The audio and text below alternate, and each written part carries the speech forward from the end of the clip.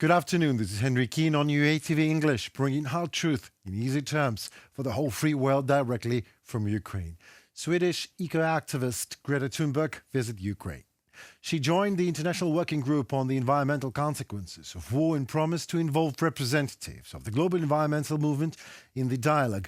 Russia is committing ecocide in Ukraine, which poses a threat to all humanity. Moscow's tactics consist in inflicting the greatest possible long-term damage on Ukrainian nature, economy and society. Violation of the inviolability of the Chernobyl exclusion zone, the capture and threat of the safety of the ZMPP, combat operations in chemical enterprises in Donbass, the undermining of the Kakhovska HPP dam and the Toliati-Odessa ammonia pipeline have already caused irreparable damage to the environment.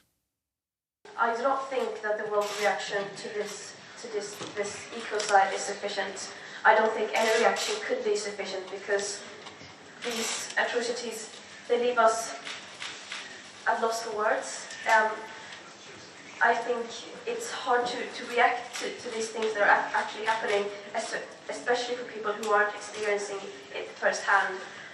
So I think we need to make more room for people who are affected by these catastrophes to tell their stories and to share information of what's happening on the ground. So no, I don't think it's sufficient. We must do everything we can to speak up about this and to spread awareness and to share information about what is happening. And we also must remember that this case isn't unique. Unfortunately, it is just one part of a continuous warfare example of the full-scale invasion of Ukraine and the crimes that Russia is committing towards Ukraine.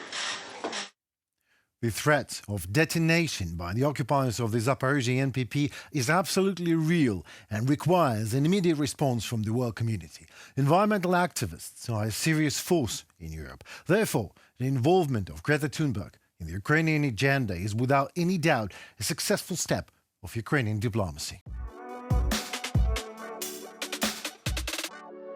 The Office of the United Nations High Commissioner for Human Rights documented 864 individual cases, 763 men, 94 women and 7 boys, of arbitrary detention perpetrated by the Russian Federation between 24 February 2022 and 23 May 2023, many of which also amounted to enforced disappearances.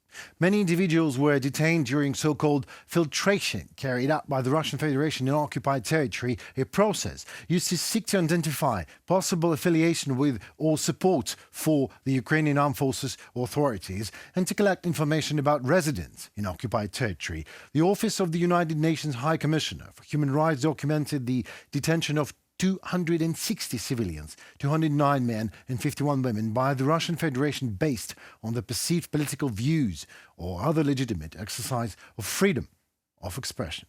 Cases included local public officials, civil society activists, humanitarian volunteers and informal leaders of communities, including teachers and priests. The Office of the United Nations High Commissioner for Human Rights further documented the detention of 88 civilians, all men who had formerly served in the Ukrainian armed forces prior to 24 February 2022.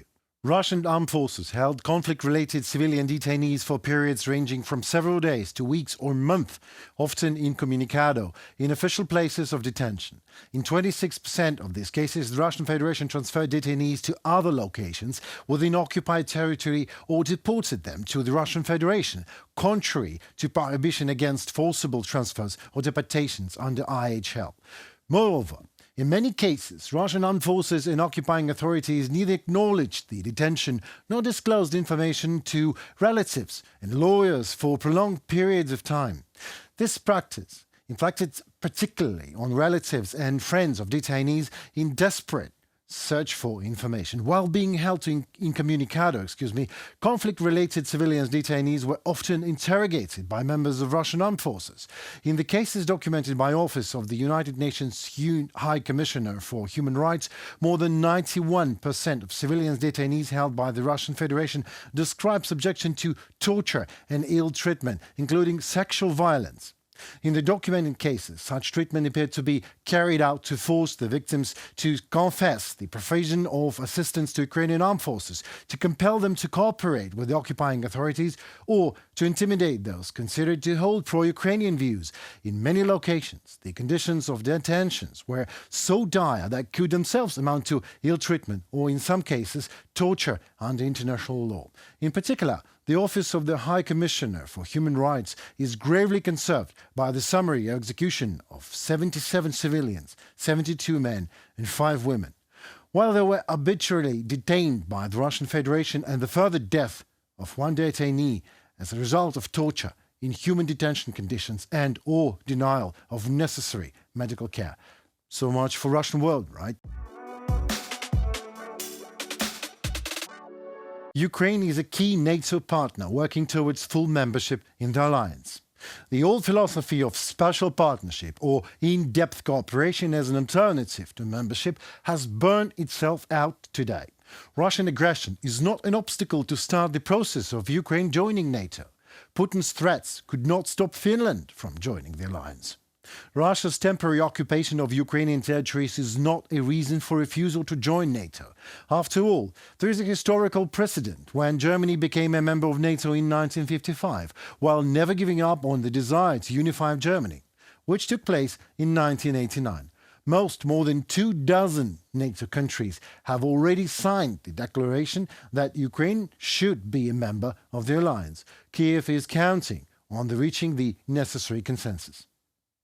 I would focus on the economical and business aspect of the potential NATO integration. In fact, if you check with any business, big, small, international, local, what is the main obstacle of investing in Ukraine? This is about war risks.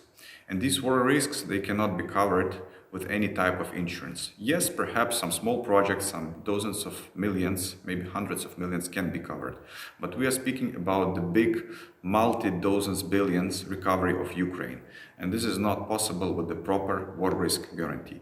And the only reliable and trustable war risk guarantee for the global business is the NATO. So without NATO, the full recovery of Ukraine is not possible. The integration of Ukraine into NATO will finally put an end to the issue of Russian territorial expansion into Europe. The guarantor of the non-spreading of the Russian threat in Europe will be the armed forces of Ukraine, which have gained unique combat experience. On the Constitution Day of Ukraine, President Volodymyr Zelensky spoke in the Verkhovna Rada, where he presented the main orientations of the future Ukrainian doctrine.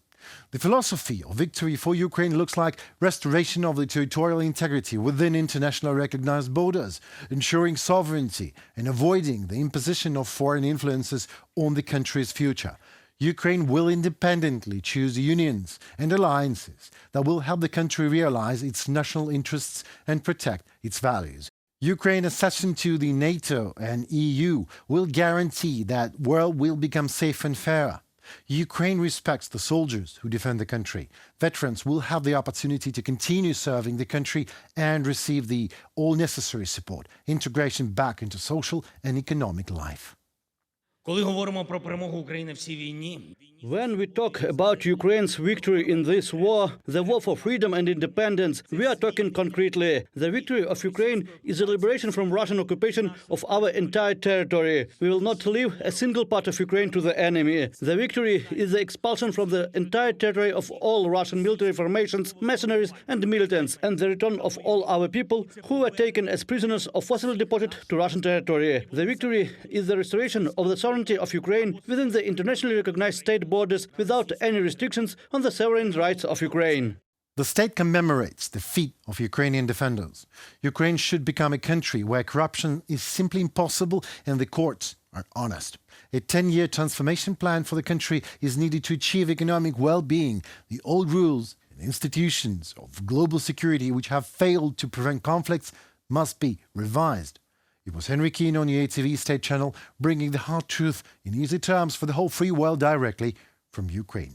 Like, subscribe and comment. Let us know what you think on the matter and why your opinion matters the most to us. Take care and stay tuned for more. See you.